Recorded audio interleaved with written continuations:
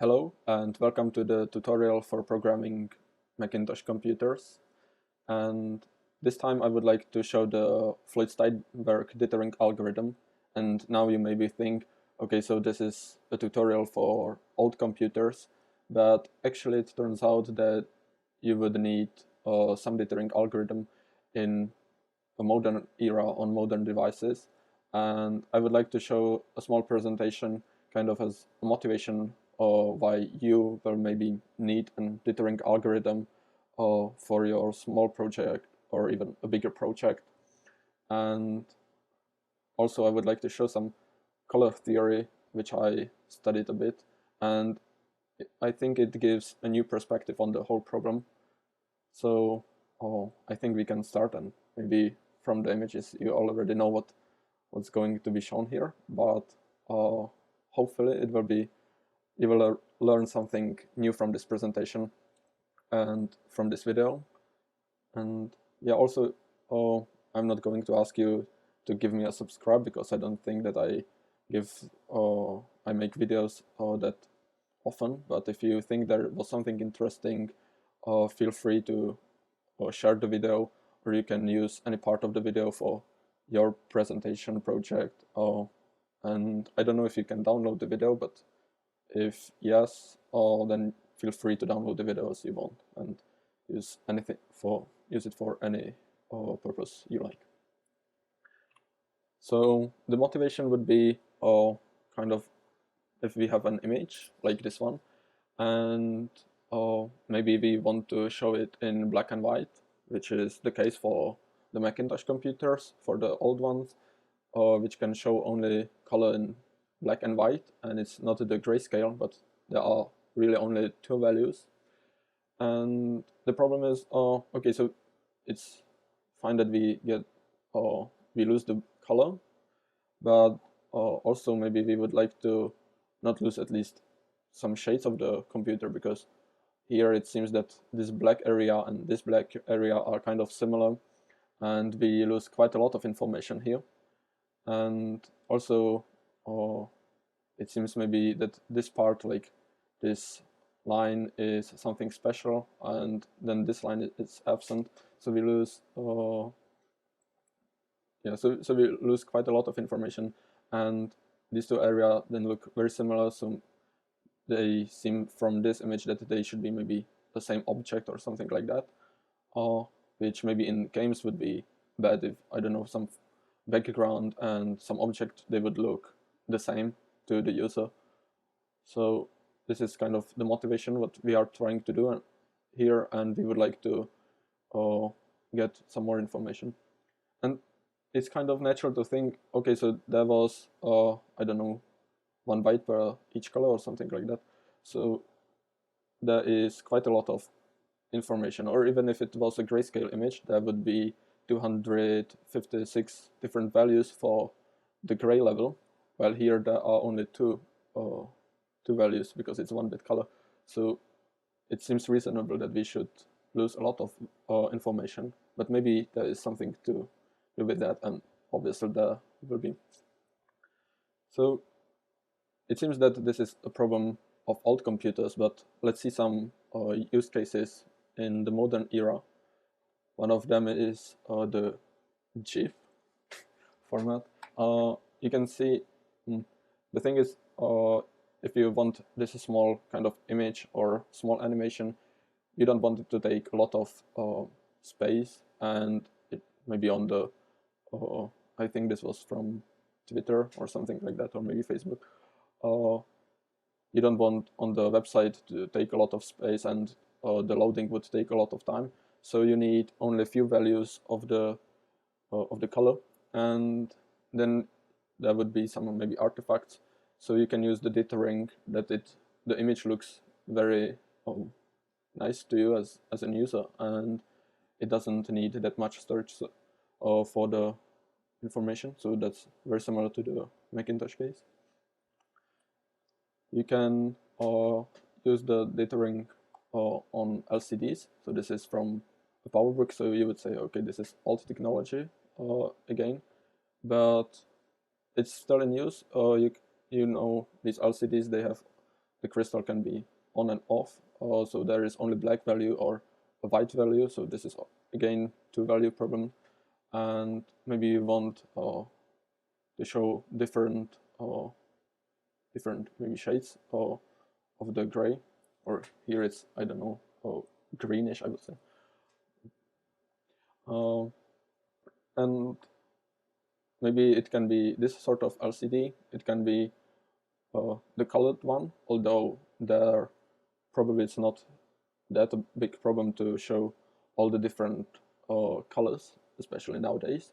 But maybe with an older computer, or not that much powerful computer, you want to show only 16-bit color or 8-bit color, and then maybe you would also need the dithering even on the new computers.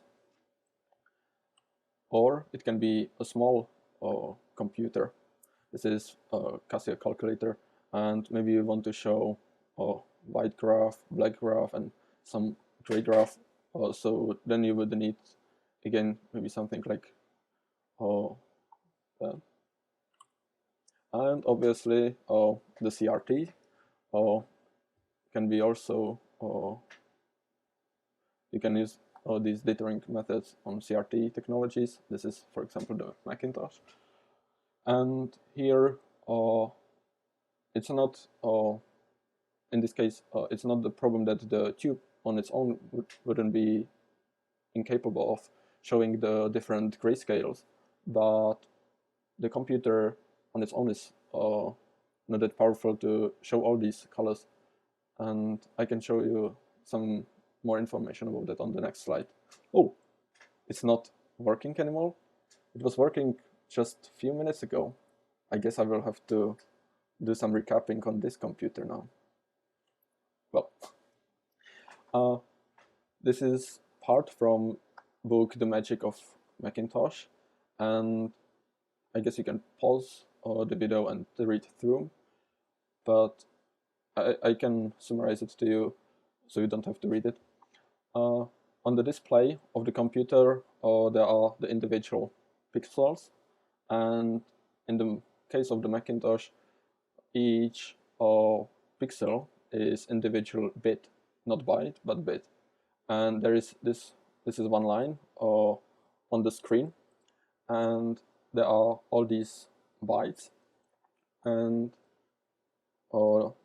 in this case the bits are going from right to left, and you can set the bits to 0 or 1, and if it's a 0, then it's a black value. If it's 1, then it's a white value. So if you want, let's say, only one white pixel in the top left corner, you would set this bit to white, and all these would be black, and then all these bits in all the other bytes would be black.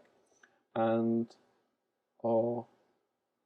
in this case, all the part which is drawing on the screen is done by the processor, so there is no GPU, and the processor has to put in all of these bits the correct values which you want to show on the screen, and then there is a cycle when the image is just taken from the RAM and it's drawn on the screen, and then the processor can again manipulate all the individual bits.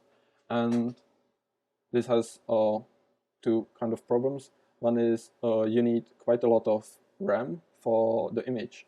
So here it's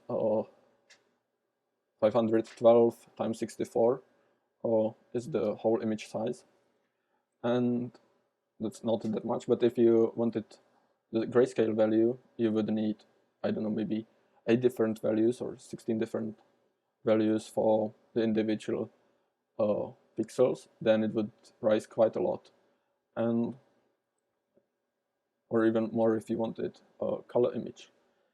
And another problem is, because it's all done by the processor, you need quite a lot of time to go through all the bits, and if you want to change them, obviously you don't change all of the bits every time, but maybe you want, I don't know, in some game, especially a 3D game, and then it would take a lot of time if you had to go through more values, like 8 times more, then it would be 8 times slower.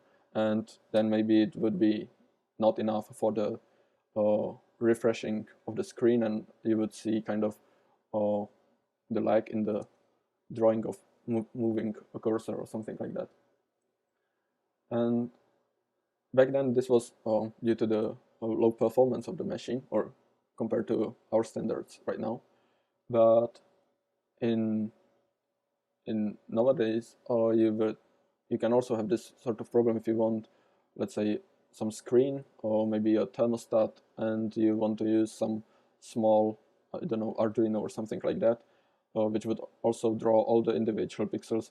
Then you maybe don't want all the time to be used for the drawing of the image, and you would need only just few colors, but maybe there is some more advanced calculation of the temperature, so in different rooms or something like that. Or I guess you can think about dozens of other cases in, like, on small projects or something like that, where you don't want high performance in the imaging. Another nice example I found is dot matrix display. This display has kind of circles which are switched on and off with a magnet, and this is, I think this video is from some campaign, and the company is trying to sell this kind of displays which you can put on a wall and show something there. And you can see that they didn't use any dithering method there, and it's very hard to see what's in the image. Like here there is a big blob of something, and then there is a black side which doesn't show any information, and it's very hard. Maybe you can see there is a face. I think it's a drummer, and it's a lady who plays drum or something like that. And I think maybe if they use the dithering method, they would sell more of these displays. And there is another image from that video, and I think this one really shows why maybe some dithering would be fine here. There is a white blob, and actually this is, I think, sky, and there is a road with trees, and it's, I think, from a car which goes by the trees, or I don't know, because I don't see anything in the image. And maybe they would need to these huge areas kind of put some texture to it or something, that it wouldn't just merge together in these huge areas, and maybe we could then see some details there or something like that. And another nice technology would be e-ink. And yeah, I think there is maybe a nice idea to have e-ink display, although in the video, yeah, it's the worst monitor ever, so I guess it's not that good. But you will probably need some dithering, because you also have only black and white option. And for example, in this case, yeah, I guess you can see that there is the Apple Vision Pro, but it kind of merges with the person, and you don't see any details, and it kind of merges together. Or these short videos, there is no information displayed because it's all dark, and then it's just below the level, and it's just shown as black.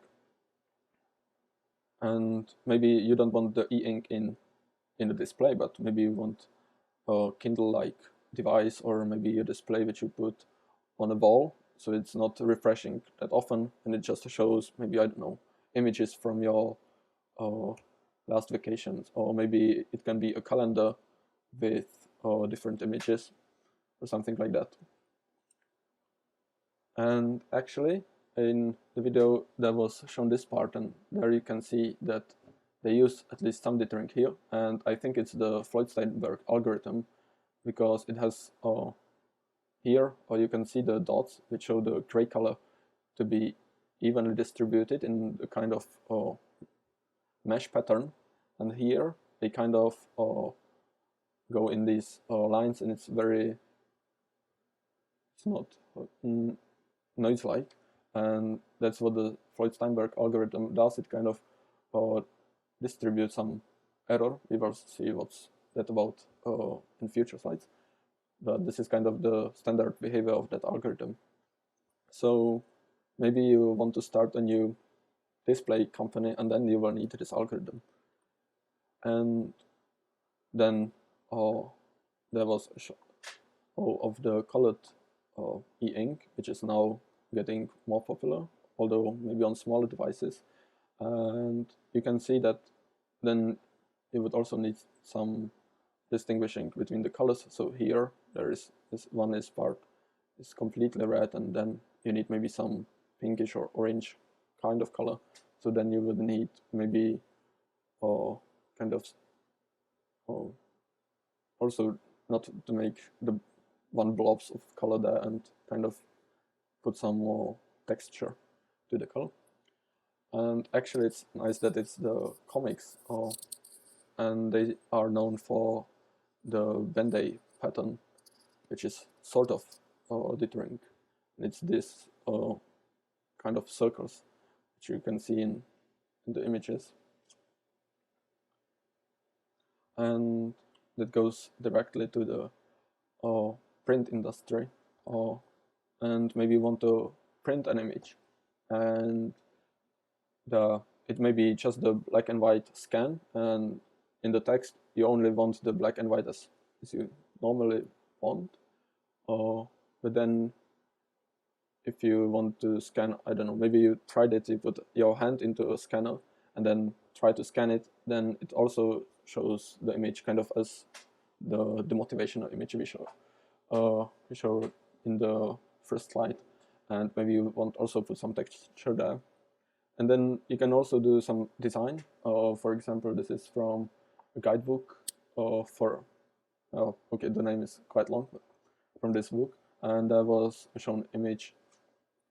I guess it's just the show off of technology, which they used back then. And there is kind of a problem which they face. They want to show all of these different colors, and if you are printing, you don't have all these colors at your disposal. It's not like painting with a palette where you can mix the colors and then kind of make the different tones of colors. So you would also need some method to show all these different colors. And I think we will see some methods how to display different colors in the next slide. And another use is in textiles. So this is from the Wikipedia image, and here you want to show some red color and this black or purplish color, and then there is a part which you want to show with a different color, which is kind of in between. And if you have only red and blue colors, you can show only red and blue, and then you are unable to do this transition between these colors. And the method how to do this transition between the colors is with a dithering algorithm, in some sort of, and then it kind of for our eyes changes the color kind of to, you can kind of see that it's a color in between. So it's, I think this is a nice example of the use of the dithering. Although this is a tutorial on programming, but it's retro programming, so it's on old computers, I would like to go even deeper into history, into the textile industry. And back then in the 19th century and beginning of the 20th century, the textile industry was huge. It's very difficult to show, I guess, but it was kind of the AI or microprocessors of the times back then.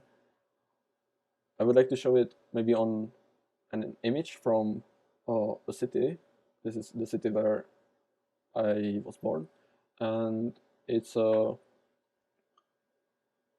city which was founded on the textile companies. And these are just two images. This is from an owner of textile company which was there, and it was very huge company. It was so huge that they also built a new part of the city just for the workers in the company, and then a lot of other we call them monuments, although they are not that important for people from different countries, but a lot of different parts of the city and the surrounding cities were built just because of the wealth from the factories which were there. And yeah, from that. And another huge industry was the color industry.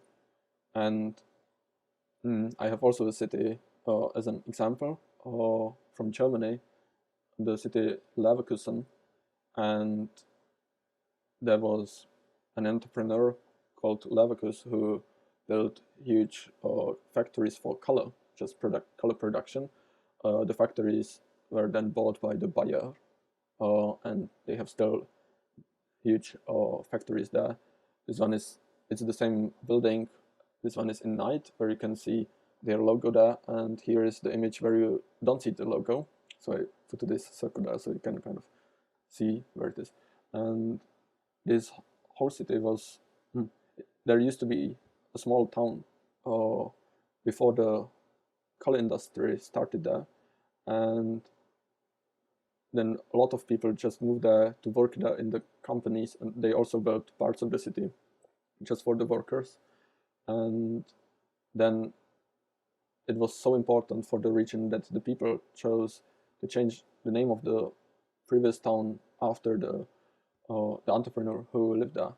And still, until now, you can see these color companies in Germany, and it's still quite huge business, but it's not as big as it was before. I think that even now the AI is not as big as colors were in the past. And both of these industries, the textile and color, they wanted to produce the products better, I guess, and also cheaper, so they can have better profits. And so there was a huge part of science was dedicated just to color and color mixing. And you can see kind of maybe if some color is difficult to create, maybe you can substitute it with different color, or maybe you have a problem that the color looks nice, and if you make some clothing and you put different colors inside, then the whole product doesn't look that good, or something like that. And it's, I guess, worth investigating. And in this era, there was written a book which is, it's a scientific book, although maybe nowadays the scientific books, they are not that talkative, and they have more references, but there are still some. And this one was very important book for the next decades in art, and it's called Modern Chromatics by Ogden, Rood. And I think we should go through parts which are important for our topic, but I encourage you to find the book. You can find it online somewhere, and maybe you can read other parts which are also maybe important to your topic. If you do some image or painting, or maybe you are a game designer, then there is some information about colors. I think important part which I remember, or interesting one, was how to paint a smoke which goes through a chimney, and it at some part there is the background is dark, and then there is a white background when it's like in front of the sky and in front of maybe other buildings, and how the color changes. And there are some physics behind it, how the colors interact with each other, and how to mix colors.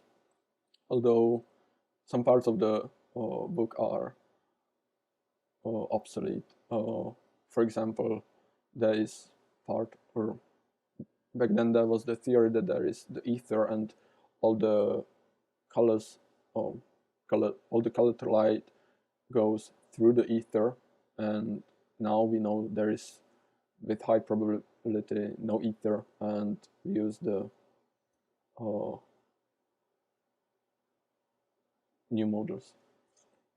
So first part which I would like to show is the page 140, and I put the second page here also, so you can kind of see the context, and you can read this part if you want, if you are, I don't know, lazy to go and look for the book. We refer to the custom of placing a quantity of small dots of two colors very near each other and allowing them to be blended by the eye placed at the proper distance. While traced fine lines of color parallel to each other, the tints being alternated. The results obtained in this way are true mixture of colored light and correspond to those above given. Breaking one color in small points through or over another is the most important of all the processes in good modern oil and watercolor painting. In distant effect of rich subject, wood or rippled water or broken clouds, much may be done by touches or crumbling dashes of rather dry color with other colors afterward put cunningly into the interstices. This last method of mixing colored light is one which often occurs in nature.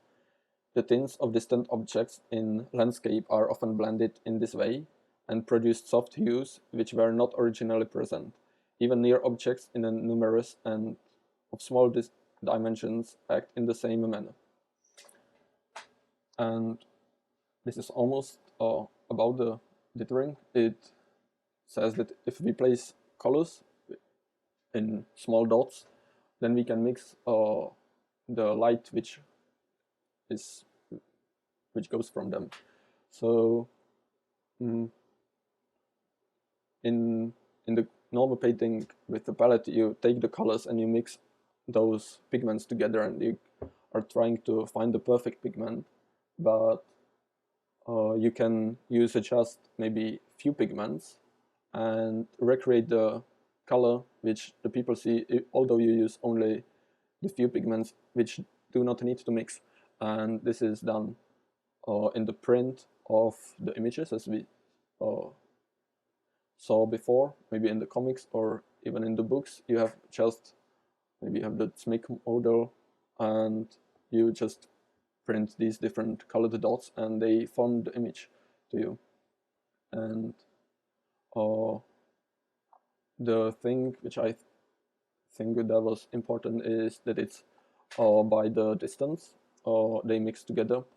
So this would be as applying a Gaussian blur filter on the image which is made of the dots, or if you try to unfocus your vision, it's better with camera, where you can turn the objective and change the focus with your eyes. You can kind of do this is sort of almost blinking, and then you can maybe see how the colors blend together or how the lights blend together. In real life, it's probably not Gaussian blur, but it's the low pass filter blur, so you don't see the high frequencies there, but Gaussian blur is easier. And another nice bit of information is that either you need the objects to be quite far from you, or you can have very small objects, very small dots, and this effect would be accomplished as well. On the page 279, I would like to show these two parts. You can see three parts, but this one is these two parts are one part actually. There is, however, another lower degree of gradation which has a peculiar charm of its own, and it's very precious in art and nature. The effect referred to takes place when different colors are placed side by side in lines or dots, and then viewed at such a distance that the blending is more or less accomplished by the eye of the beholder. Under these circumstances, the tints mix on the retinas and produce new colors which are identical with those that are obtained by the method of revolving disc. See chapter 10. So in this book there are some demonstrations that some of the methods they produce the same colors, so that's what it refers. If the colored lines or dots are quite distant from the eye, the mixture is of course perfect and presents nothing remarkable in its appearance. But before this distance is reached, there is a stage in which the colors are blended through somewhat imperfectly, so that the surface seems to flicker or glimmer, an effect that no doubt arises from a faint perception from time to time of its constituents. This communicates a soft and peculiar brilliancy to the surface and gives it certain appearance of transparency. And I will have some parts which will show the flicker and glimmer in next 2 slides, I believe. 3 slides. And there is this one part I wanted to show because we can see that the dithering, which right now we still don't know what that is, but we kind of understand there will be something with these dots, or even just making the images with these dots. You can use it to make the perfect image, or almost perfect image, with these techniques, so you can display different colors just by using some main colors, but you can use it for artistic reasons that you want to show, or maybe something more to the image than just the perfect blending of the image. So that would be the glimmer effect and or maybe the transparency effect. According to Dove's theory, we have here the conditions necessary for the production of more or less soft brilliancy. With bright complementary colors, the maximum degree of luster is obtained. When the colors are near each other, the chromatic circle, or dull or pale, the effect is not marked, but exists to the extent of making the surface appear somewhat transparent. When the two colors are replaced with simply black and white, so that would be like on the Macintosh, and the next part is for your homework, and then you can see what happens if you use black and white color. Well, I'm joking, I will show it on the next slide. So I will start the sentence from the beginning, so you don't lose the sense of the meaning. When two colors are replaced simply by black and white, the same lustrous appearance is still produced. So we are happy we can use this effect on the Macintosh. And I would like to show also this part, and then you will understand these images there. As an example in nature, we have the somewhat distant sea under a bright blue sky. The waves will be mainly green, the spaces be between them blue. These colors then blend into a sparkling greenish blue, which cannot be imitated with a simple mixed paint pigment. Also in grasses viewed at some distance, the yellowish green, bluish green, reddish purplish and brown tints and the glancing lights blend more or less together and produce an effect which cannot be reproduced by a single sweep of a brush. The more distant foliage of trees on hillsides show something of this kind, and it does not appear to be entirely absent even from the dust on a traveled road. The minute sparkling grain of sand still producing some action on the eye after they can no longer be distinguished individually. And actually we can see some parts of this in games, in the old games which use the individual pixels. And here in the Sonic game, you can see in these parts, that's exactly what was described in this part. I lost the part. Green spaces blend into sparkling greenish blue. So you can see the sparkling of the waves, which are far from the camera of the user or from your eyes.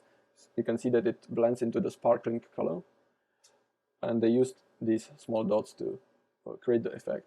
And yeah, it's not that greenish because it's not trying to look natural, but it is going a bit to the cyan or greenish color as well.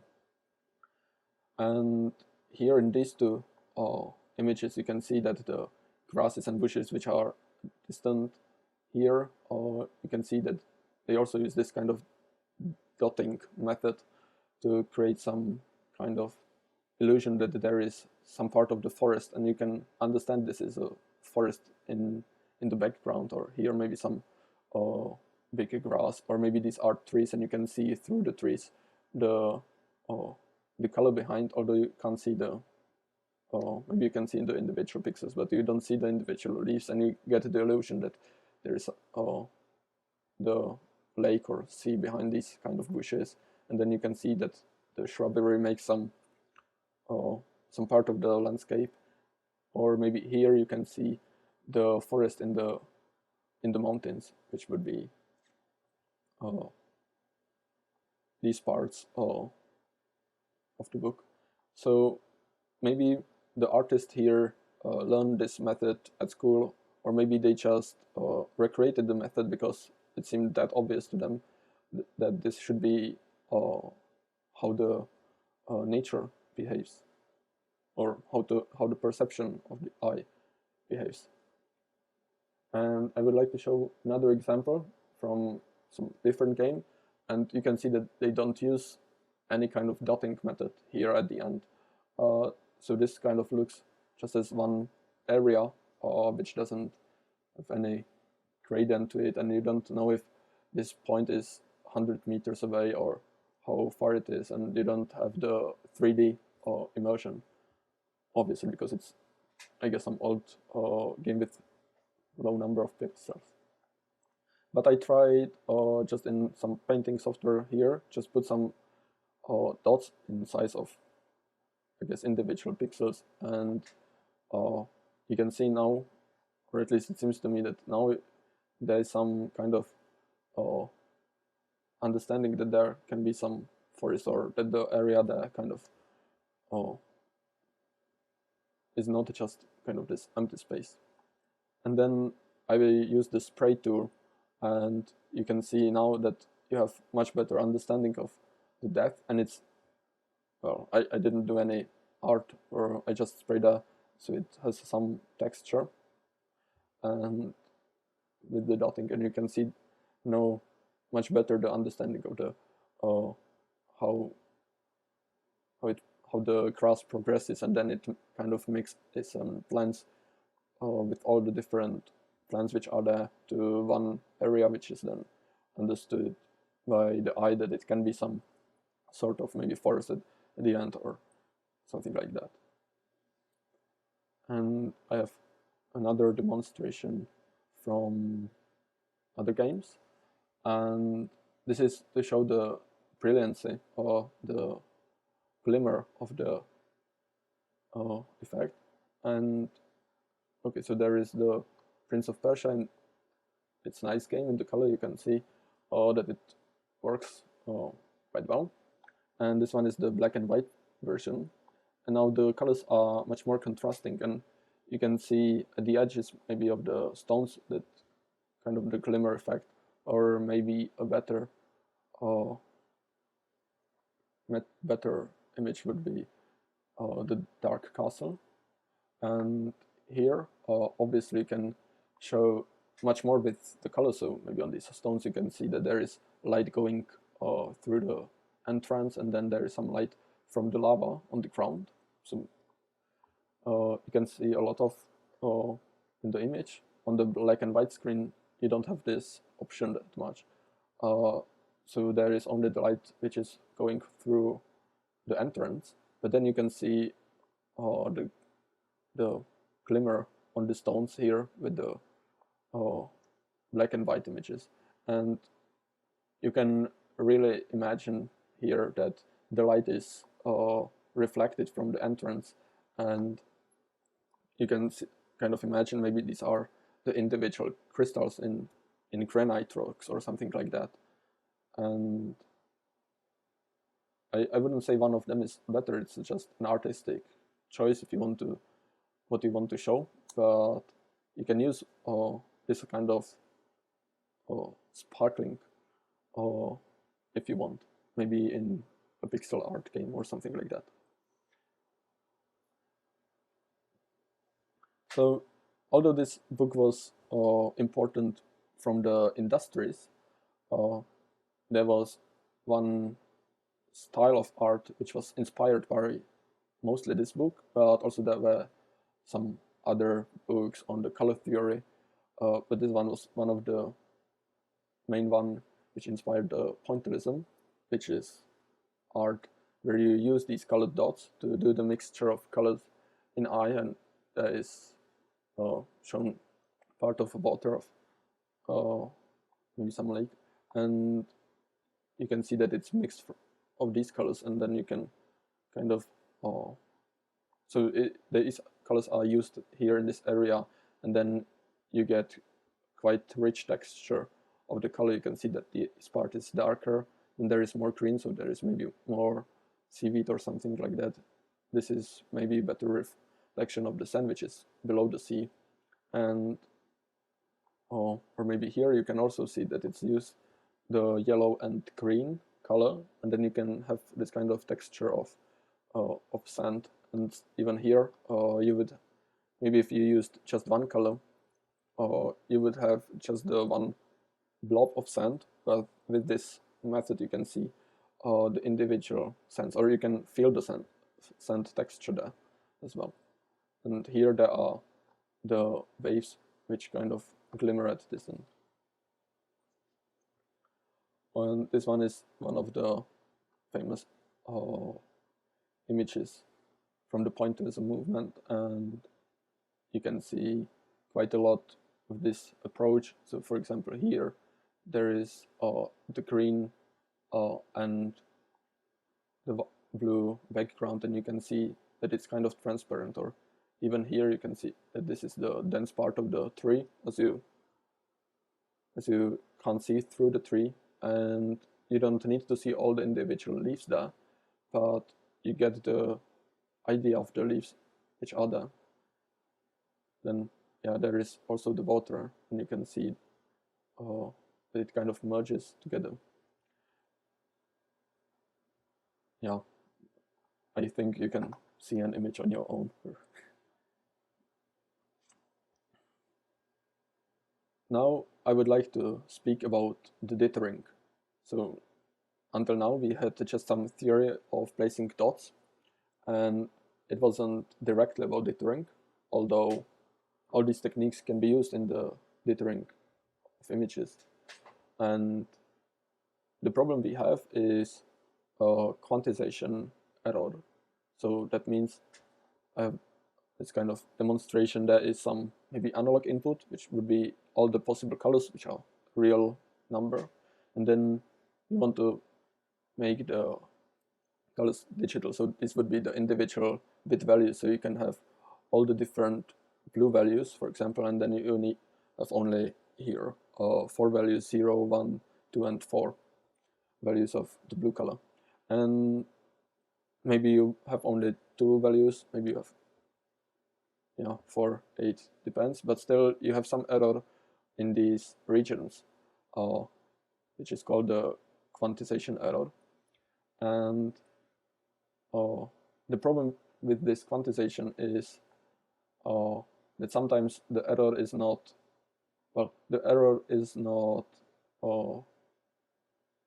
random, and it kind of joins together, and you can have some artifacts in the images, which would be, for example here, then there will be a better showing of this image. So the problem here is that these parts, for example, they are part of the same object, yet here you can see that they are completely distinctive.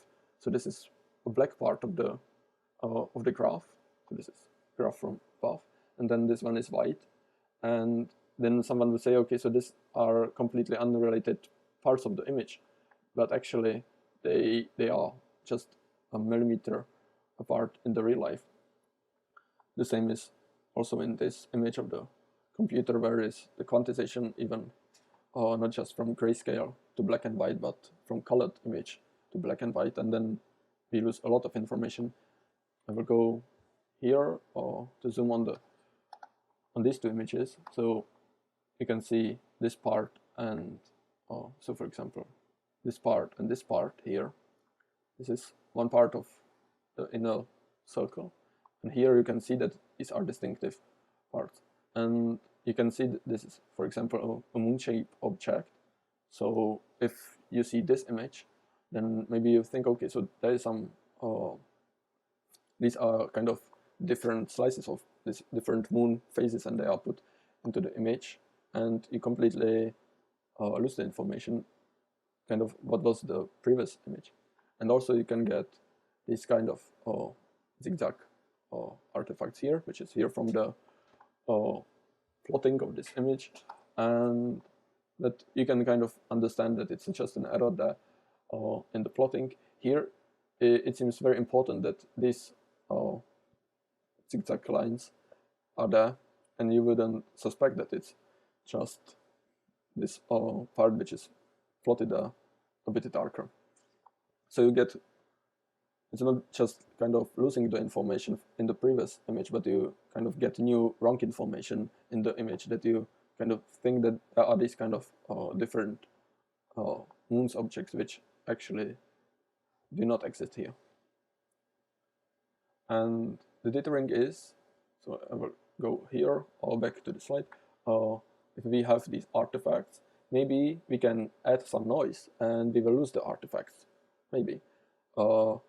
And if we add the noise, then we will disrupt this error which is collected on one place, and we wouldn't have these blobs of one color, and we can make the error kind of more random, and then maybe it will look better for us. So this would be, for example, one line of pixels, and they have different values. This blue would be the original values. Here, just for the plotting, I plotted these red values a bit higher, so you can see how the dithering would work. And if we are just changing the colors from black and white, or deciding like if it's just below or above some threshold value, so if we threshold the values, then we would have all these blacks here, which this is the value of the pixel, so all these would have value 0, and then suddenly there would be this sharp step, and all of these would be white, and we completely lose the information about the gradient here. So if we do some dithering, I did something like this, we will see some of the methods later. Then here I would have solid black, but in this part of the gradient it kind of slowly changes, and here is some of them are black, some of them are white. So here we know that it's more dark because there is more black than white, then there is more white than black, and then there is just white color. So now we would have kind of steps of the gradient, so maybe something like that would help us to solve this problem, and now we lose the artifact of just creating the separate parts of the image, but we have some gradient somewhat shown. So this is one example of the dithering. So this is again from Wikipedia, image of David, and this one is in grayscale, and then this one is just the black and white thresholding. And firstly we kind of lose all the information here in the hair, but then also these parts look completely different. It's a different maybe object, and this one is also maybe a different object. and maybe it's not even that this part would be the face, and this could be, I don't know, a cauliflower, and this is a face, and or a big brain or something. And then these parts, they kind of merge together, and maybe we would like to say that this part of the chin is something different than the background. And if we take this image and add some random noise, and then we do the thresholding, we have this image. And it doesn't help much, but we were able to break these blobs of color and break them into some different parts of the image, kind of. So now we don't see these parts as two distinct parts of the image, but we can see that it's some sort of transition between this part and this part. Although, to be honest, it doesn't look nice. It just solves the problem of breaking the big parts of the image into smaller parts of image. And you can see that if I zoom a bit, let's not zoom yet. So now we have this still ugly image, and we would like to see maybe something more in the image, and that's why we had this color theory before, and we know that we can use the two different colors to mix them in our eyes if we then maybe zoom out the image and it will be small enough. And that's exactly what we are going to do, and I would like to show you a demo of this work with the pixels in this part of the video, and then I will show an algorithm how to do this dithering.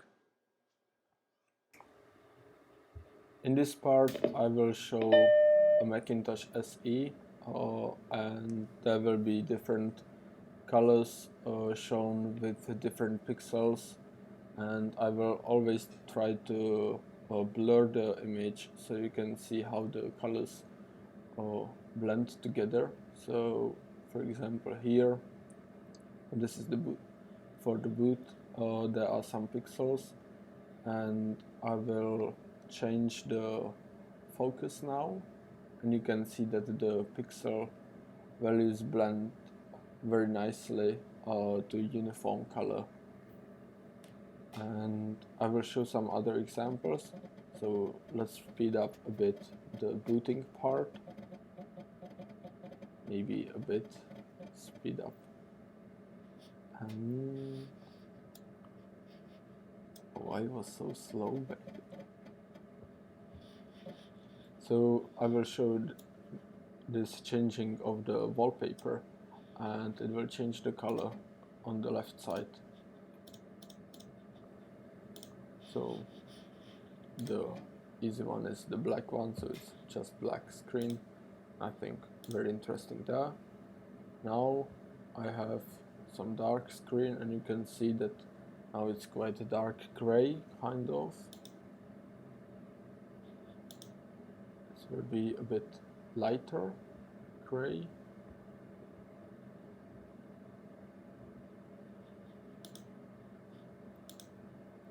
This will be even lighter gray. Now it was very nice. The blend of the colors. You can see that it's darker gray. This one is almost black, but not really. It's almost white.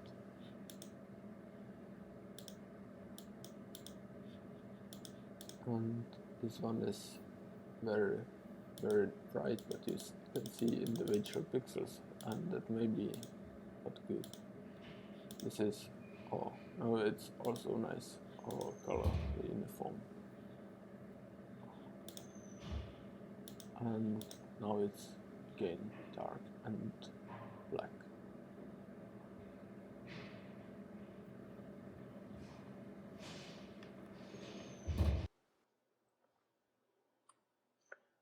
One of the dithering method which we can use is order dithering, and that means that there is some rule which governs the dithering. In this case, I will show the Bayer matrix dithering, which is very common, and I think maybe you remember it from some older games, especially because of these crosses on the images. And we will do the thresholding not just if the value is greater than 128, but we will compare the pixels to different pixels in matrix, which is Bayer matrix called. And so, for example, if we go with the first pixel, we compare it to 0. If it's greater than 0, then we set it to 255, which is white, and if it's lower, then we set it to 0. So we go the first pixel, then we go to the second one, and we compare it to 64, and then the next pixel goes back to 0, 64, back to 0, 64, back to 0, 64, and then on the next line of the pixels, we do the comparison to 128, 32, 128, 32, and so on. And then on the next line, we go back to 0, 64, and then on the next slide, we go to 128 and 0, and we do this comparison to the different lines. And you can use a small Bayer matrix, 4x4, or you can use a bigger one. Oh, this one is 2x2, 4x4, or even 8x8. And this seems as a solution that it would work always, but there can be maybe some problem if you use a bigger matrix, for example, then maybe you have only one black pixel or you have only one white pixel, so this could be this area, and here it blends kind of nicely, the colors together, but here we have these individual pixels, and with the greater matrices we get worse and worse resolution. So this would be then a big problem for us if we want all these colors to blend nicely. So it depends on the scenario which you want the method. Maybe it's a good method, maybe it is not. The very nice benefit of this method is that you can it's simple, and you can use all the different pixels. You can determine each value separately. So maybe if you do some use in accelerated GPUs, then you don't need to go through the whole image, but maybe you can do all these calculations parallel, and then you can get the value in few time steps. And also you can do some pre-calculations, because you know this 0 will be here and on the other, and then it will appear periodically. So you can take maybe some values at one time, and maybe I don't know, maybe you can do some pre-calculated tables or something like that. So there it is, and it looks much better than the random noise. There is also this void and cluster, which is another ordered dithering method, and then there is halftone one. This one is kind of similar to the one which is in print. So in print, this was done kind of physically by changing size in holes through which the light goes for the exposition. So this one is a method on a computer which is trying to replicate that effect, and you can still see the halftone images in maybe a newspaper or something like that. And the problem which we have now is that this method maybe have some artifacts on its own. So maybe here these are the kind of lines, and you can see the line kind of in the image, and was that Okay, so maybe there are some lines, but these lines, for example here, there is no light present in this image, and then the image kind of doesn't really respect the texture, or it kind of creates a new texture there, which is not here.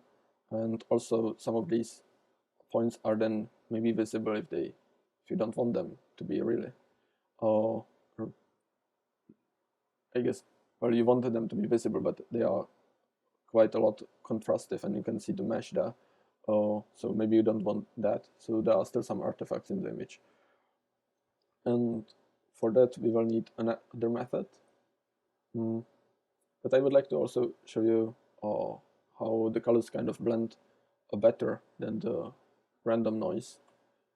So this would be the random image, and these are the ordered dithering. And you can see that now when we use the methods of the color theory, that we can blend the colors in our eyes, or maybe now depends on your display, maybe you also don't see the individual pixels, and then it's the software which does the rendering of these images on your screen, then it also maybe approximates that. But hopefully you can see it with your eyes that these colors blend, and they blend here nicely. And now these lines are more dominant. Maybe you would like here this kind of sort of part, so it doesn't seem that ordered. Or here you can kind of see maybe this kind of square pattern in which these dots are then in the image. Or maybe that could be just aliasing on my display, I'm not sure. And for that, we will use diffusion error, which is a diffusion error method, which would be the Floyd-Steinberg dithering. And that's the reason why we do this whole presentation. I want to show you this very cool algorithm. And how it works is we have some error, which is the old pixel. So we do the quantization of some pixel.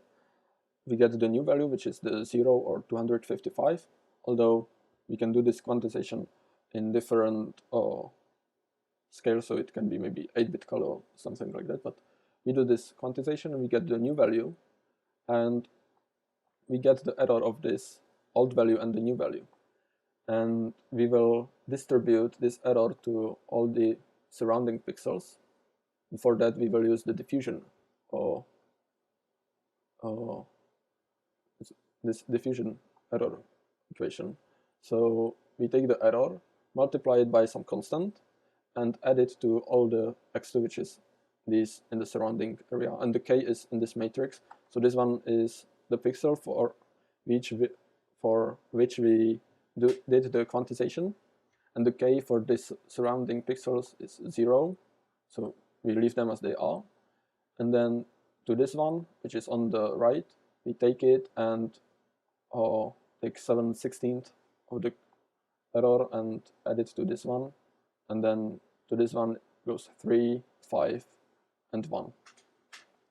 And then we move to the new pixel, or to another pixel, and then we do the quantization, and we again distribute the errors around.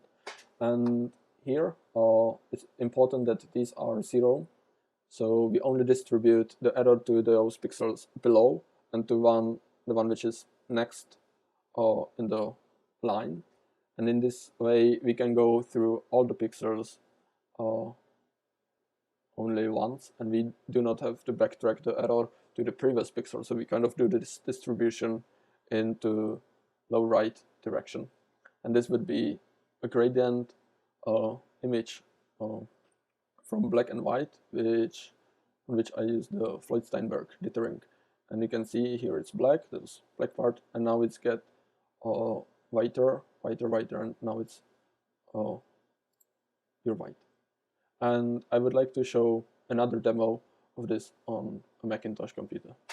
Now we will see a Floyd-Steinberg dithering algorithm in the Macintosh SE, and this part is what inspired me to this whole video and the programming. So there are these images hidden on the ROM chips of the machine. There are the authors of the computer, and you can see these kind of patterns which are typical for the Floyd-Steinberg dithering algorithm. And I will change again the focus of the camera, and you can see that then the colors blend together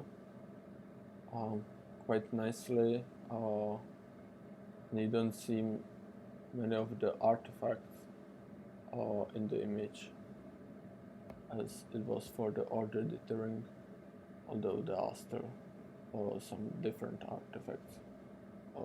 For example, here above the heads there are some lines,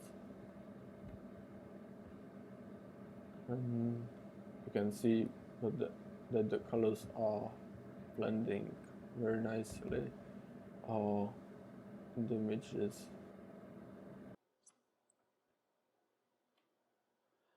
And we can see now the comparison between the Floyd-Steinberg algorithm and the ordered dithering methods, as well as the random noise. So it's much better than the random noise, that's for sure. We also solved the problem that we wanted to kind of distribute this quantization error and break these big parts of the image into smaller parts. So we've solved two problems.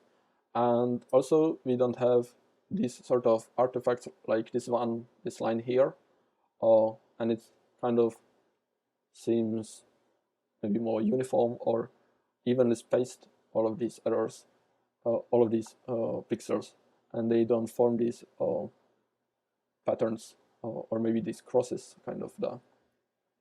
And it also changes quite dynamically with the the spacing between the pixels. So here you can see that they are 1 and 1, and then white, white, white, and then you have only some matrix in which you can do the decision how the color what color you should print there. Here in these parts you have the whole white part, and then suddenly you need a lot of these dots together, so you can have a lot of them at one place, and then it evenly so there is kind of gradient way of showing these colors. So maybe here it's better it's better shown that here you need a lot of dark part, and then this part should be maybe much more whiter. So you can do this gradient of spacing of the dots. Here you have only with some matrix window some range of how the colors should change, and I think this one is then much better. And the problem is you can do it as in this case you can't pre-calculate the values, and you can do the parallel computation, so this one takes maybe a bit more time. And also another problem, and I will show that at the end in a small video, that the error propagates through the whole image. So if something changes maybe here, then this whole area in this way, this whole area would change the pixels a bit. So maybe you want that, maybe you don't want that. And on the contrary, this part, if you change some values in this region, then only this region would change. So maybe in some applications this is a better option than this one. Maybe you can use both options in a game. So maybe for background only this part there would be the Floyd-Steinberg dithering, and for an object moving like a platform or something, maybe you can use the different dithering method, and maybe that would be better for you. So there is another demonstration, and I think here the dithering really shows how good it is. So you can see here in this part that it looks almost indistinguishable from this image. You can see that there are really the gradients of the color, and you can feel that it's kind of wobbly texture. some graph. And even better is Macintosh, which has quite a lot of pixels, so the dithering is on very small. The dithering, the dithered image has a lot of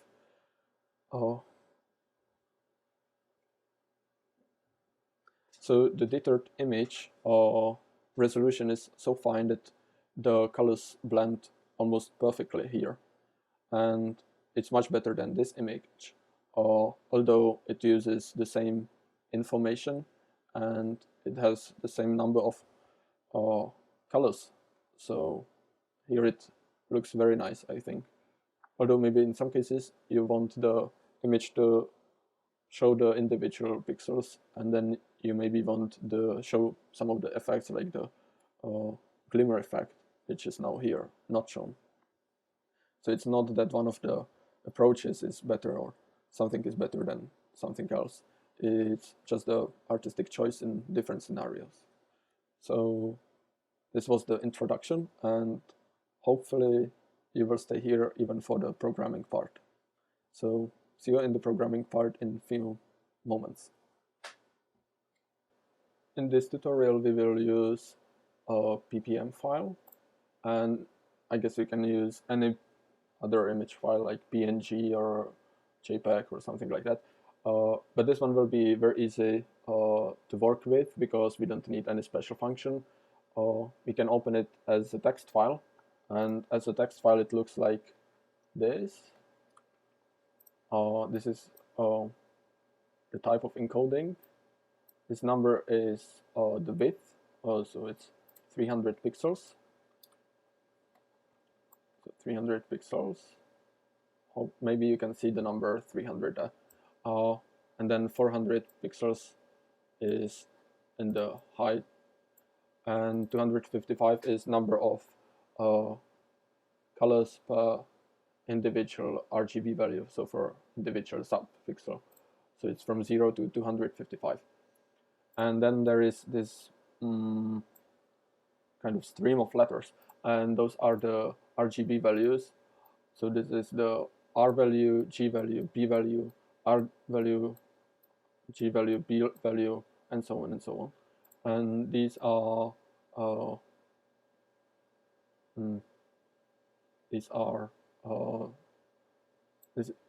the thing is, it's a display this way because that's how the text editor is set to show the values.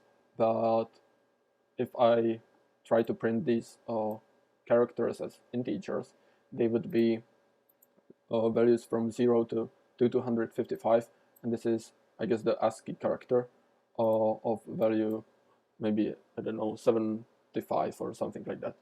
So we can then directly take the values as integers, and then we can use the algorithm on it directly. And yeah, so we will need individual lines, so that would be 3 times 300, so 900 characters is one line of pixels in the image. And this will be the structure of our code. There will be one main function which will just read the file and create a new file. This one will be the input and the output file. In this part I will just take the characters, so the width and height of the image, so that would be these characters, and then this part. So there's the width, height, and I will store the height, and then I will store this value, and then I will this is just to get rid of some of the parts of the code, parts of the text file, and then I will run the Floyd-Steinberg algorithm, and then I will close the files and exit to shell, so the program doesn't, so I don't have to close it manually every time. And I will not do any compression to black and white, so I will output the image in the same format. So then there will be 3 same values, or either 0 or 255. Then again 3 zeros or 355 for the black and white image. And again, it's for the educational purpose, so it's easier. You can then change the code as you wish for your use case. So I think we can start now with the programming. Oh, yeah, maybe I can show it now. There would be maybe a problem with loading the whole image into the memory, especially on older machines. So we will do, instead of that, we will always take one row of the values, and that one will be then stored in, and then we will have two rows with the errors, and those rows we will then swap here at the end. And in this way it will be much more memory efficient, because for all the calculations we always need just to load the one row of the new values, which is 3 times the width, because there are 3 subpixels for every pixel, and these are the values, the characters. And then we need always just 2 errors, the error which is propagated on the first line, and then on the line below, and the line below will become in the next run the line above, and this way we will recreate the new image. So I think we can now start with the programming part. So we can start with the new project, file, new, and let's call it Dithering. Yeah, we can store it on the desktop. macOS C, C++ stationery, and I will use the toolbox and multi-target. Although I will use only a console, I want the toolbox functions like exit to shell. I guess that's maybe the only one, but I will use it for the application to quit at the end. So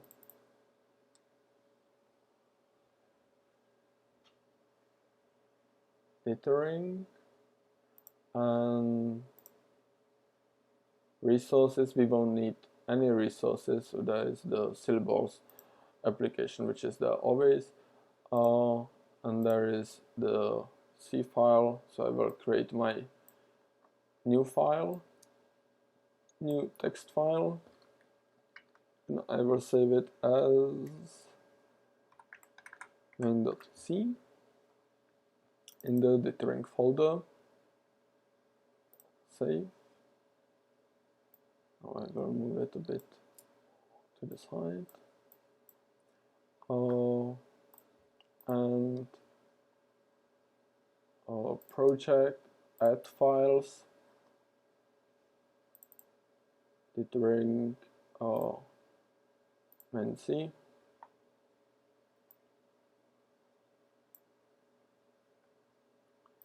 And now I will remove this one with command backspace. Okay. I guess I can also get rid of these resources, and I'll also get rid of these files here.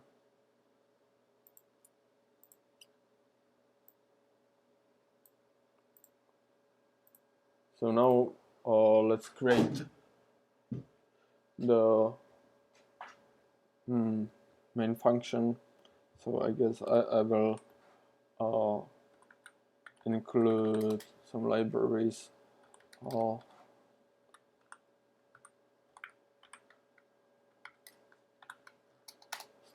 no,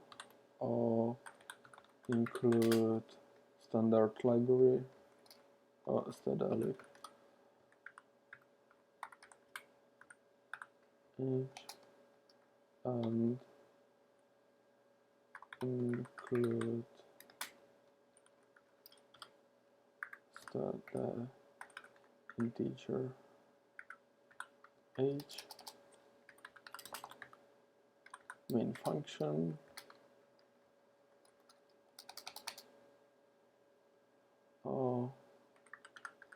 turn 0 and just test if it's all working.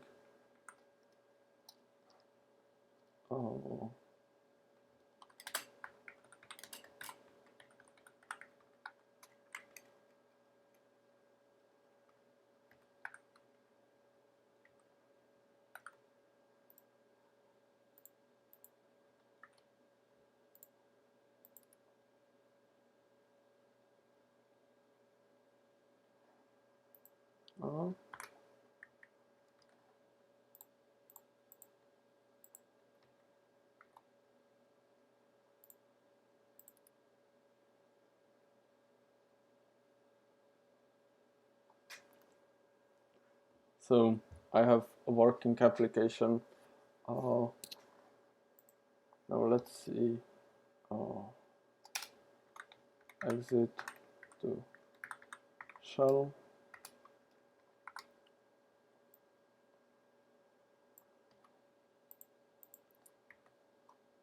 Don't save. So you can see how annoying it will be a few moments. So that's why I will use the exit to shell. So now when I compile it, runs, you could see that it kind of created the window and then it exited. So this is, I guess, fine. Now, so we will need the input image. I have it's on the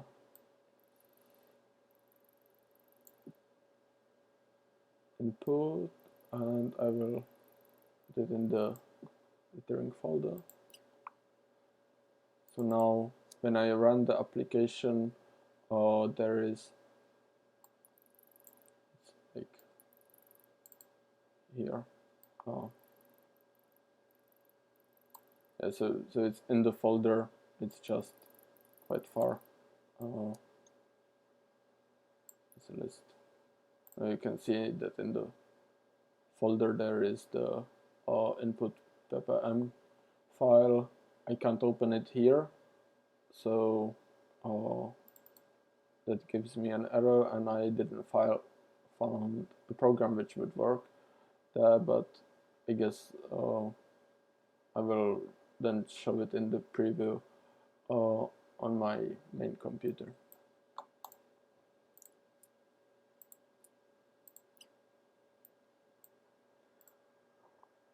So we will need the width and height, and the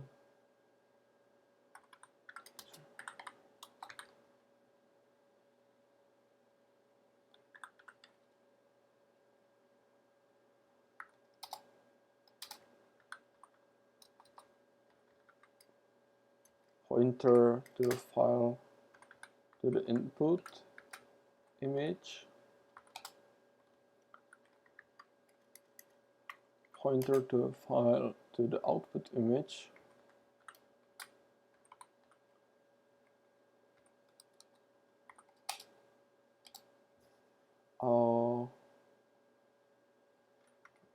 this is opening the file,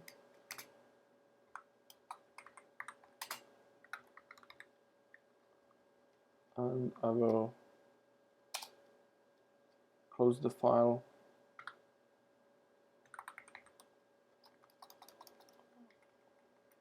open file,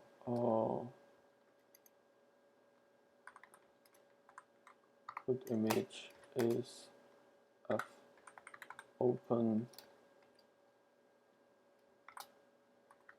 input.ppm and read, and output image is f open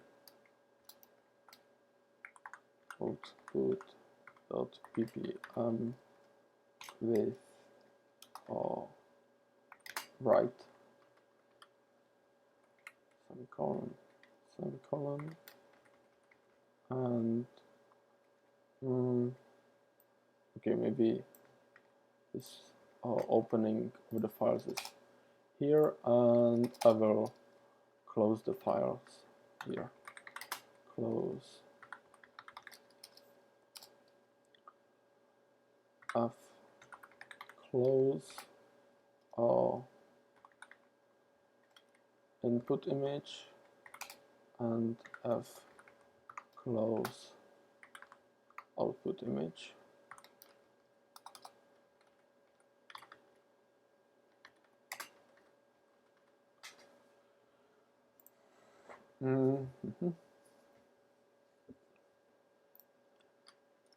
So we can try this code if it works.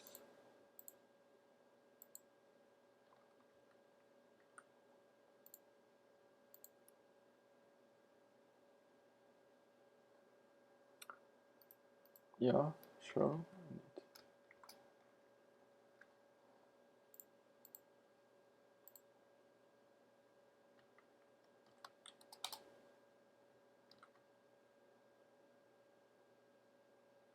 It's not used, but it ran without an error. And if I go to the dithering, it create the output image, output.ppm. So it seems it kind of works.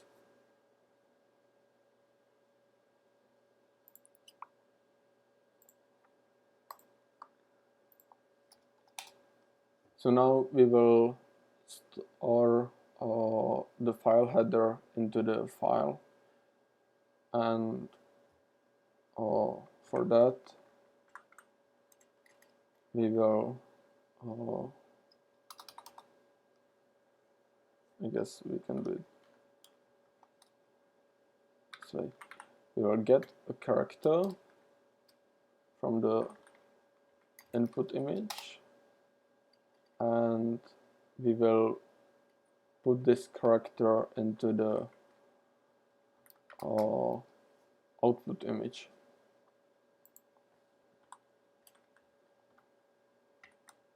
That, and we will use this line of code 3 times. So this is the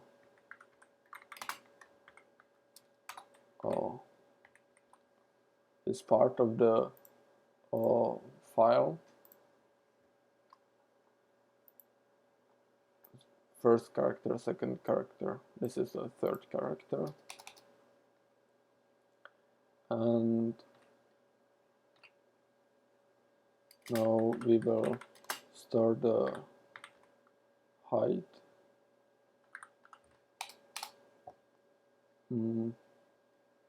F scan F from the input image, integer at the address of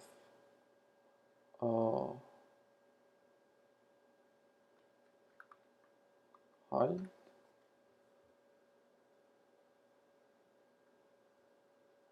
Yeah, I was saying that it's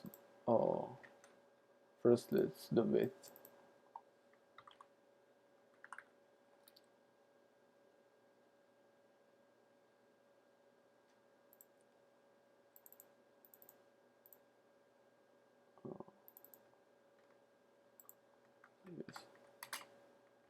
And height. width, height, and now we will store it in the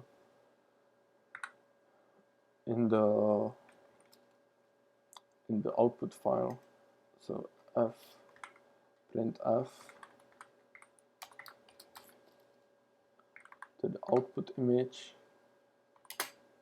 %p with the semicolon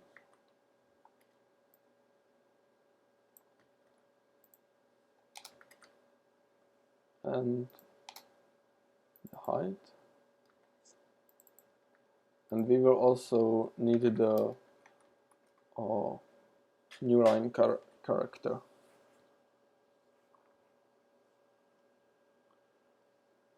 And then there will be the number of colors, so that's 255, and the new character, and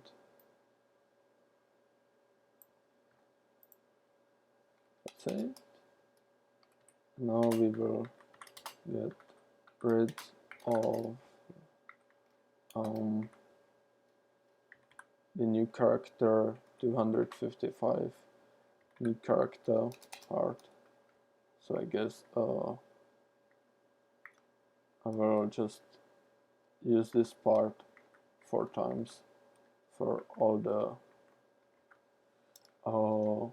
characters.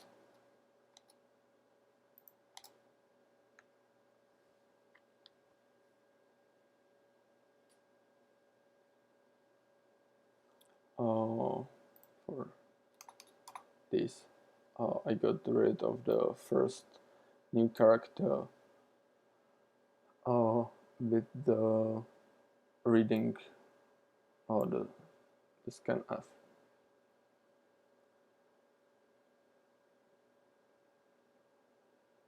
Did I?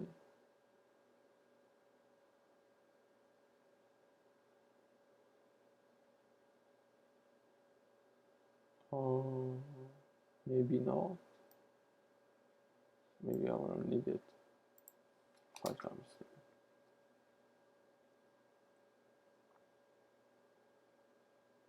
We'll need it 5 times.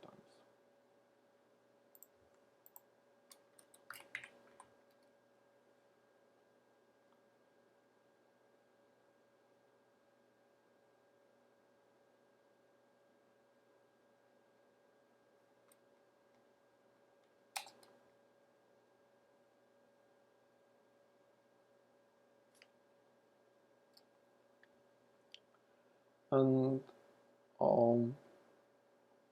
now there will be the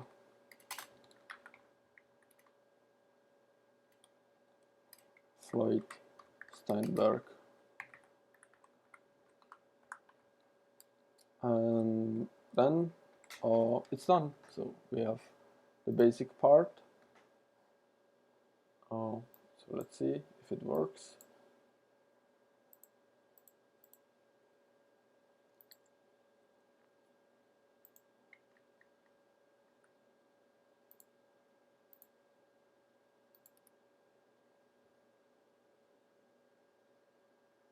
So it seems this part works correctly. Okay. So we can go to the Floyd-Steinberg algorithm.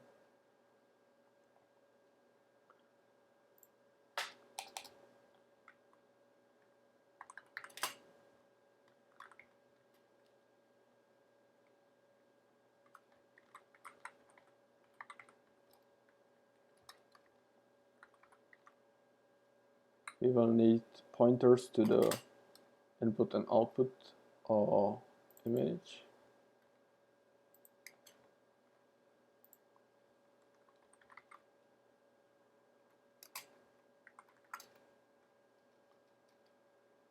Input image and integer width and integer height.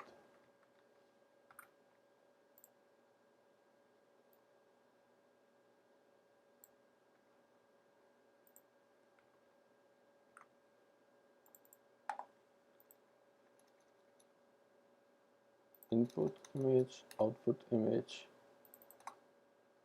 width, height,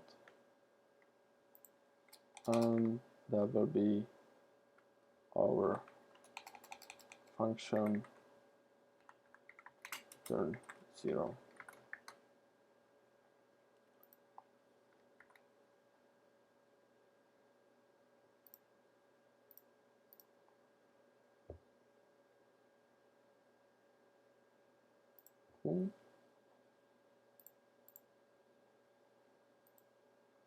So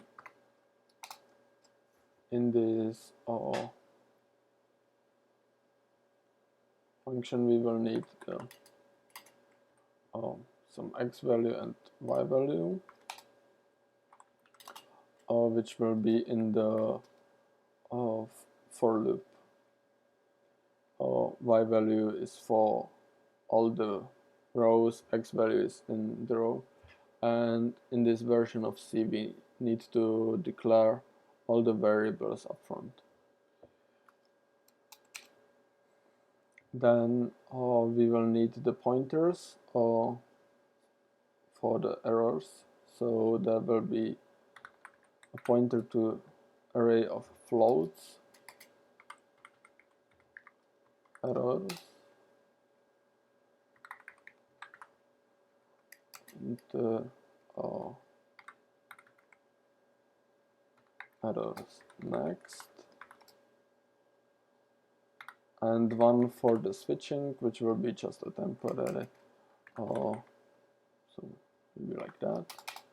And we will also need 8 pointer for image.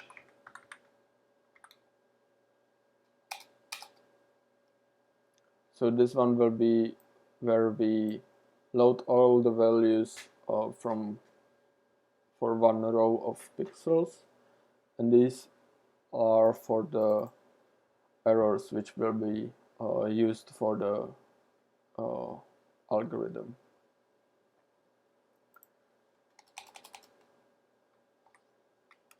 And we will need some old value and new value as was in the presentation. So that would be float old value and float new value. And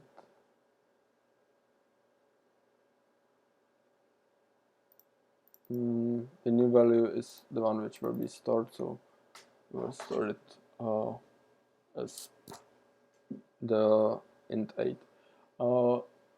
Here we should be careful with the integer because maybe on different machines the integer value would be different depending on the architecture, and maybe you want to use the program on the old Macintoshes, so that would be 32-bit, but sometimes they are the 16-bit, so I'm not sure, and that's why I will use this way directly the 8-bit integer. So now we can allocate some memory for the errors and for the image. So yeah, allocate memory on heap where the values will be stored. So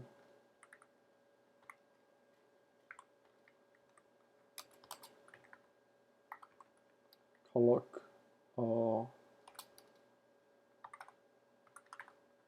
width size of float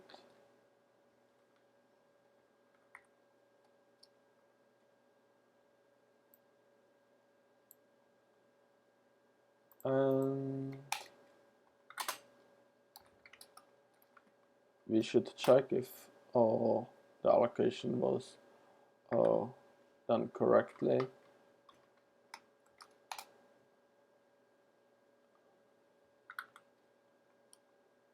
And F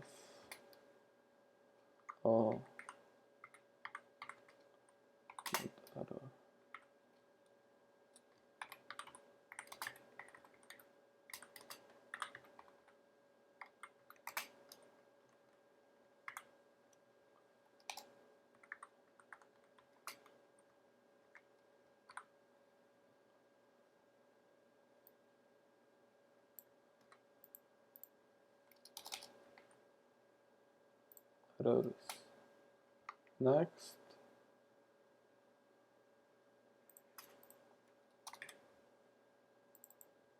and I'm doing this approach with the one row memory because I tried the program with the whole image stored in the memory, and I wasn't able to allocate enough memory. I think I set the limit here to smaller value because it had a problem before. So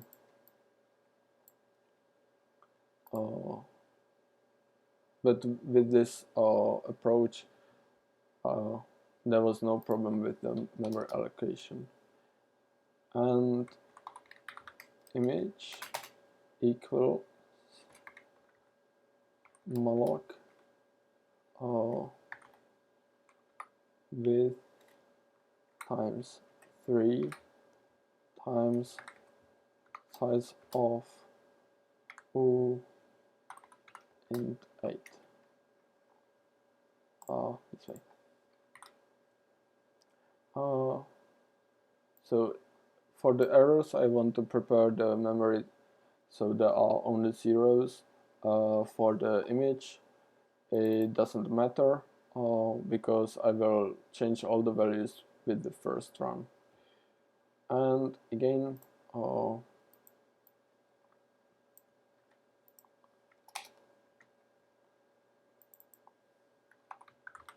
image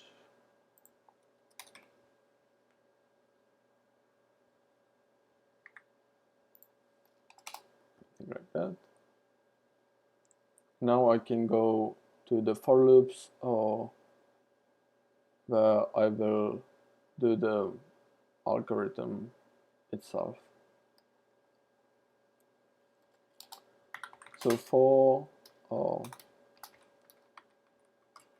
y equals 0, while it's smaller than the height,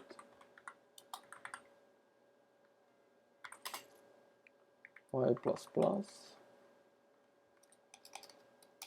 So this is the outer loop for going through the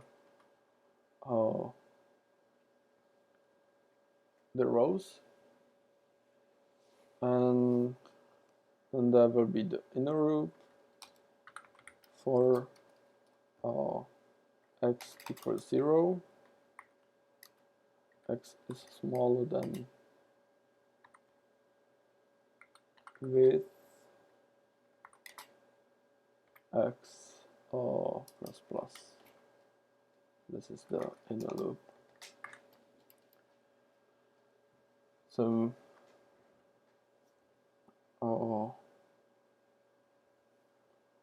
we have the loops, and here I will need to load the whole array of values into the image array. So that would be freed into the image array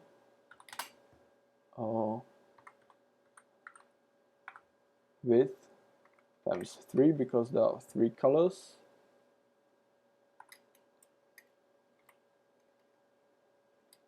and from the input image.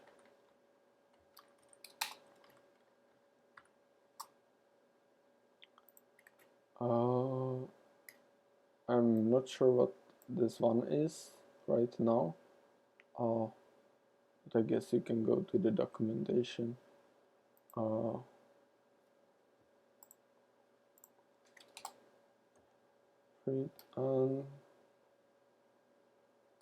Okay, so there will be some stuff going on, and I will do this swapping of the pointers of the errors at the end.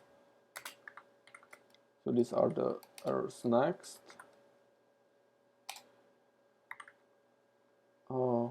Errors next will be the errors.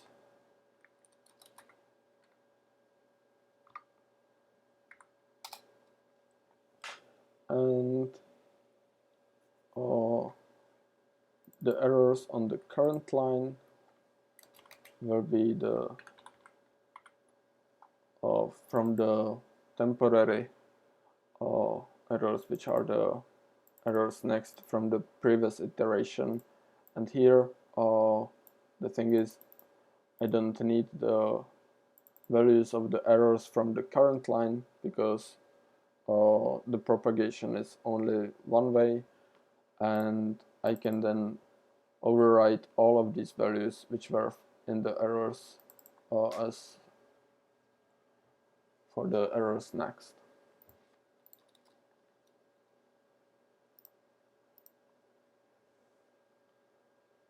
Should I try the code? Maybe I can.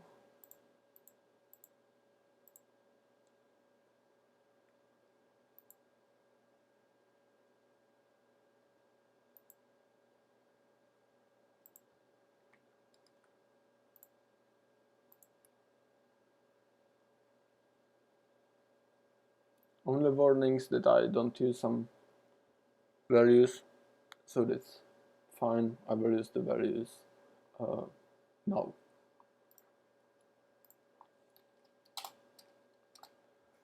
So the old value will be from the image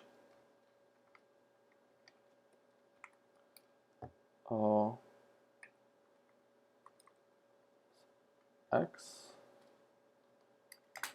plus,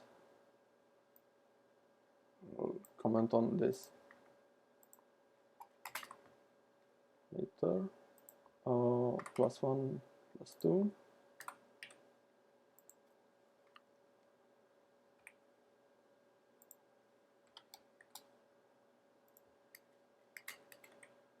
divided by 3. So I will take the value from the, because here there are still the RGB values, the X is just the X position of the pixel, but I need also with the image line, I need to get there with the correct subpixel. So if I am in the first pixel, then it would be 0 X, and I have values 0, 1, 2. If I'm in the next pixel, the X is 1, then it's the third, fourth, and fifth, and this way I get the RGB, and I divide it by 3 to get the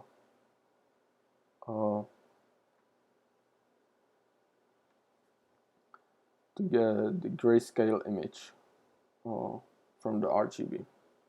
And I will have to add the error as it was in the presentation. So from the errors on the current position. maybe I can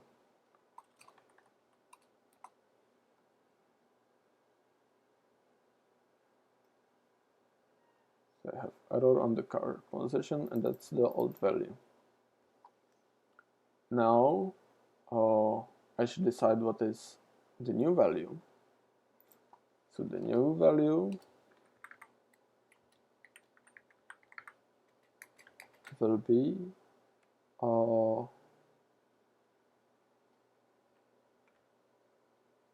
so the old value, if it's greater than or equal to 228.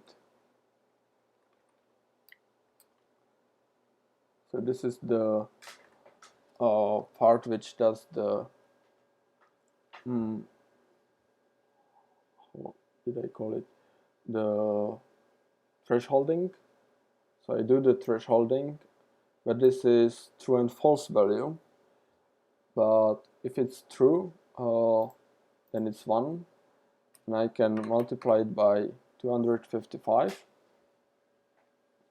And if it's false, then it's 0. And times 255, it will still be 0. So this is kind of a trick how to do the thresholding and how to get the new value in the same range from 0 to 255. Grayscale, and I have the new value, so I can just store the value into the file. So I will put character int t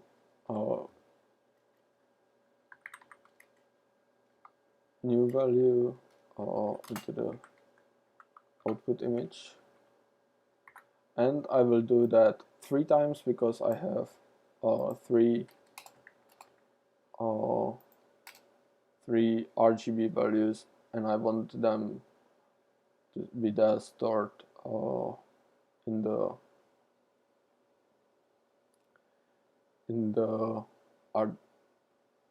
RGB format. So I need for red, green, and for blue. And I am also changing the type to uint8. I'm not sure if it was there, just to be sure. So now this is fine, and it creates this program would create the image in the black and white way, but I now need change of these errors, and this will be a bit maybe tricky, but hopefully it will work just fine. So if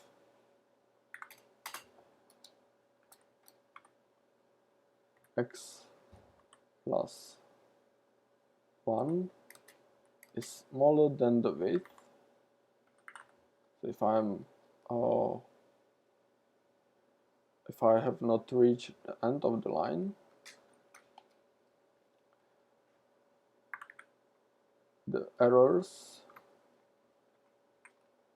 on x plus 1 position will be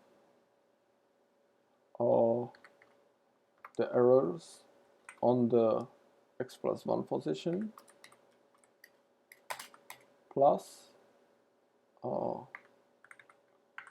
error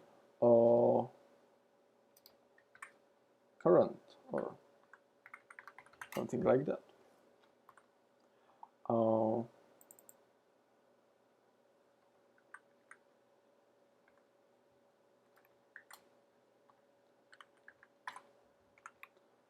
So I would have to kind of think about how to create, how to find the error, but I guess you already know it will be the difference. So I can, I guess, Okay, error and times the 7 divided by 16, which was in the matrix the multiplier of the error.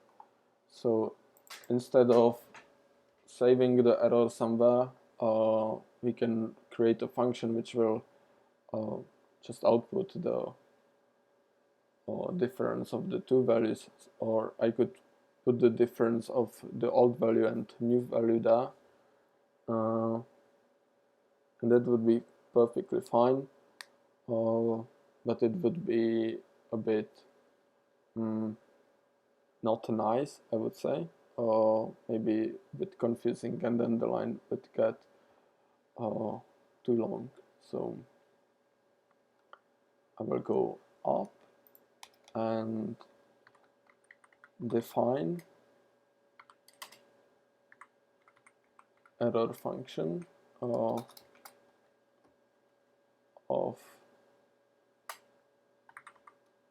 new value, old value as old value minus new value.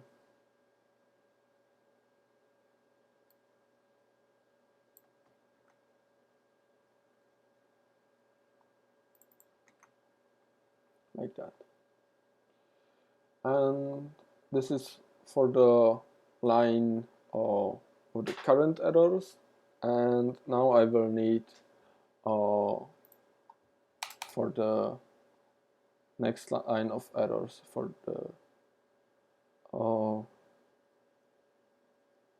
the errors next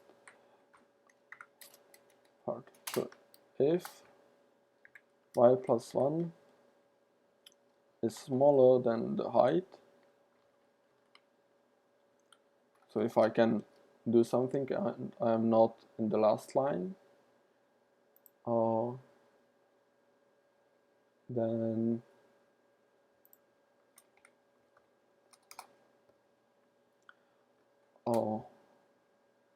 let's see, so there were the 3 pixels below the current pixel, but maybe with the first pixel I could also be in the out of the range. So if x is greater than 0, so if it's not the first one, then errors next at the x minus 1 position would be this,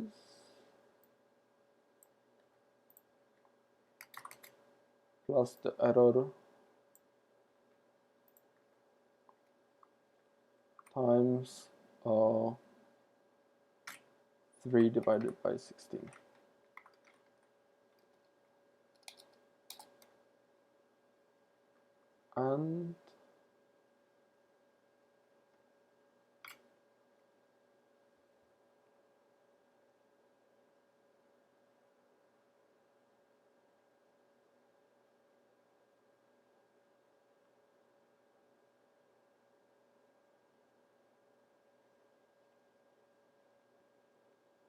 And if I am on the first position, so that would be else,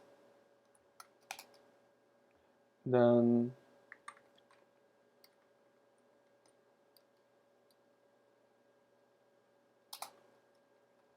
on the x position is 0.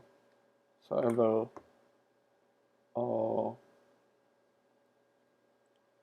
I will reset this value to 0, and I will set some value there in one line of code here.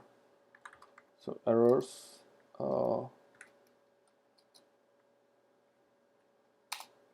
next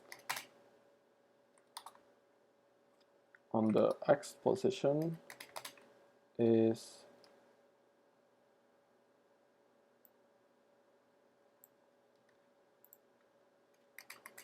plus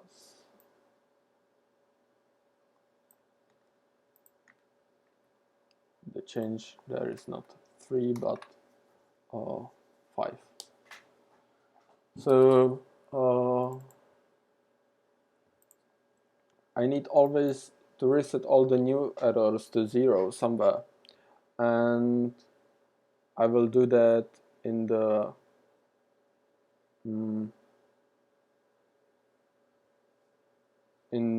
last part, which would be for the next element. So if x plus 1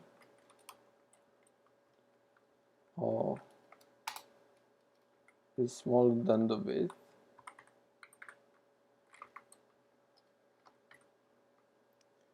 then errors next on the x plus 1 position is the error times 1 divided by 16.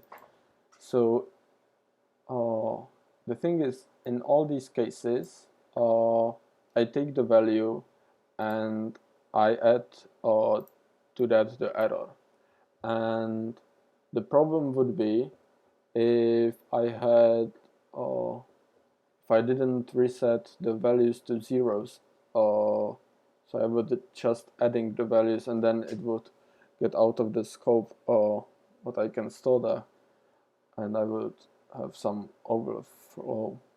So for that, here, for all the new pixels, I will just set the value and I am not adding something. So this is the resetting to 0, and then so it would be like set this value to 0 and then add the error to that, and then I can just add the error here and add the error here.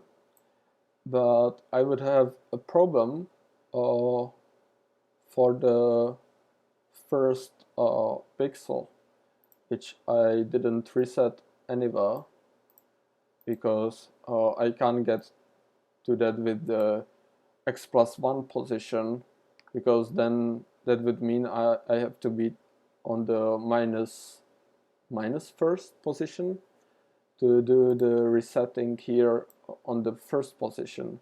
So for that I need to reset the value here directly, and then I can use this line, same for the first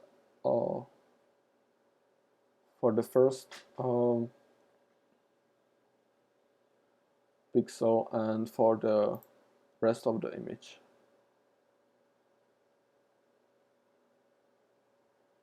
So this is fine, I guess, and we should also free all the arrays which we have. So free image, the end, free errors, and free errors next.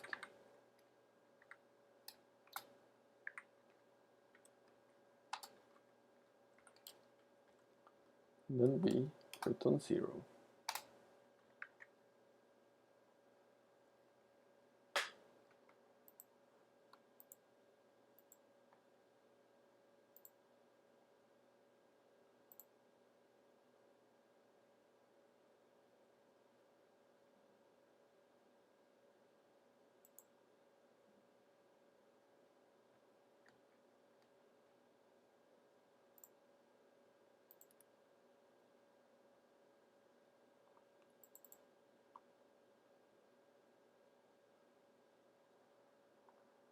Line 120, sure. Semicolon is missing here, one is missing here.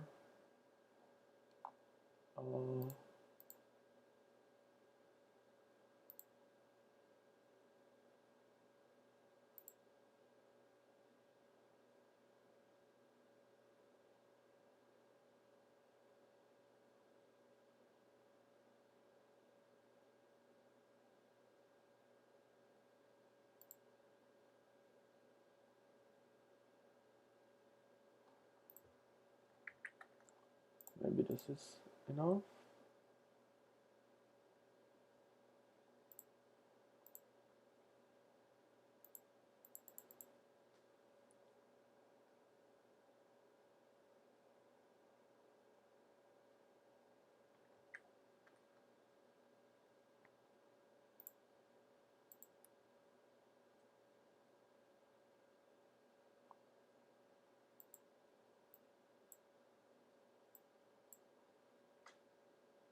Did it work? Okay, so I will this guy into trash. Oh, run the application. Now it does something, and I have a file. Probably it did something, so I will show that on the on my normal computer, and we will see if it works. So I've moved it to this folder, and let's see how it works. And I think it worked quite nicely, and you can see the dithering there.